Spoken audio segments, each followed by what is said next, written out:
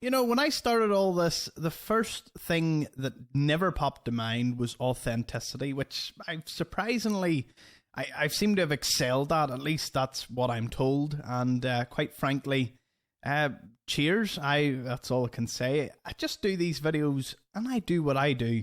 I invest in what I invest in. I give out kind of my thoughts on things, but again, I never give out advice. But boy, oh boy, I've been doing research just into, certain stocks that might be quite interesting to do into the future. Trying to organize this because I am not particularly an organized person. Many people in my life know that, and it's no different for the channel. I'm kind of winging most of the things that I do, and I'm sure many is know and maybe even appreciate it because it clearly comes off from time to time. Now, that being said, today, I want to talk about my favourite stock, Airtel Africa, and the reason I want to delve into it is just to give you a bit of background on how on earth I ended up investing in it, how I've ended up sticking with it, and how after all my dividend portfolio updates, after looking at so many companies, why is Airtel Africa not only still the top, it's one of the largest losses that I have on value, and how that's actually made it an extremely interesting journey. So, let's start from the beginning.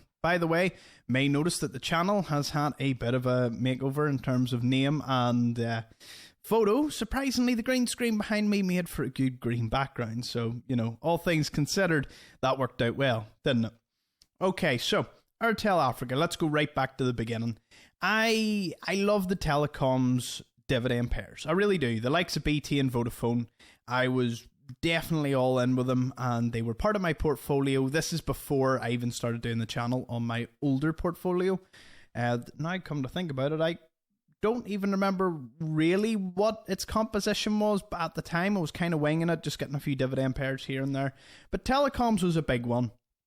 I had both BT and Vodafone. Now, you know that both share prices have been slaughtered over the recent period, and things are looking a bit, for me when I was looking at it, I imagine the UK and even in some cases some of the European market was pretty saturated. There isn't an awful lot of growth. There is growth, but there's just not, there's no absolutely times 10, times 100, growth for a lot of the customer base that they have. Now, a lot of people could dispute me in certain facts and figures. That's fair enough. That was just my kind of telling at it. But here comes Airtel Africa, and I looked into them, and I have a lot of faith in the African market being an absolute powerhouse going into the next decade. So I certainly wanted some investment in it. And Airtel Africa, I don't think they've even been trading.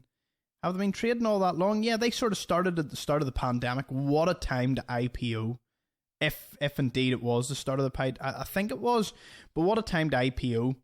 And they were as low, you could have picked up a share at 34 pence. And they went from strength to strength to strength all the way up to, I think their highest was £1.65. Now here's where I come in.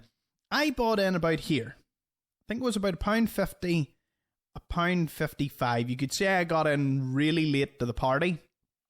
And that was true. I think that was my first 100, 200 shares. So I bought into them, but I looked at their financials, I looked at their positions, and, the markets that they're in, especially Nigeria, is, they have a lot of customers yet to even join that market, to join any telecoms company. And Airtel Africa are well positioned to have extreme growth in the coming, decade alone across. And plus, they've got all of Africa they could potentially expand into. I know they're in quite a few countries. I think they're in Kenya. They're definitely in Nigeria.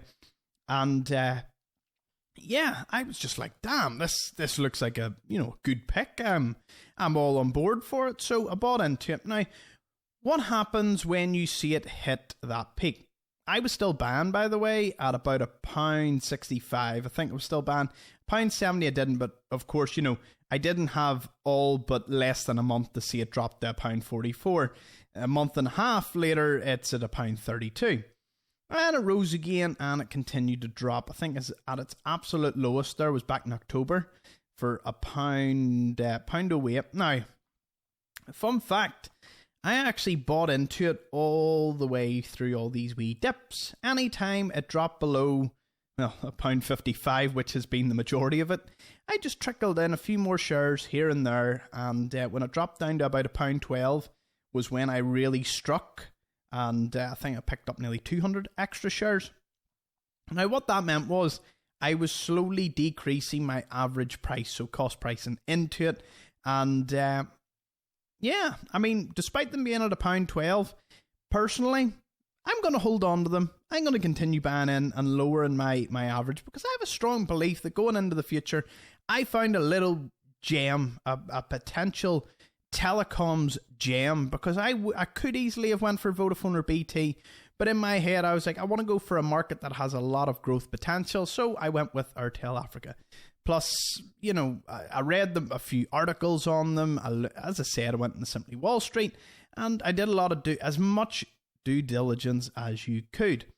So I came out feeling pretty happy with that decision, and you can see that I've stuck by it. Now, I haven't stuck by it stubbornly. You know, I haven't been like, oh no, I have considered selling it. In the back of my head, I'm like, you know, when it was sort of around here, I was like, maybe I backed the wrong horse in the race. But that's not a good long-term outlook. For me, I just looked at it as, well, you know, I bought into it for a reason. I believed in it, and there's no reason that I should back on it yet. There's not been any tremendously awful news. And obviously we're going through a sort of economic recession. It affects obviously every continent slightly differently. But I'm personally sticking with them. And that's something that I'm at least going to carry happily. So my question to you is, what is your favourite stock in your portfolio? What is your absolute favourite? It could be, you know, the most financially healthy company, the best dividend payer.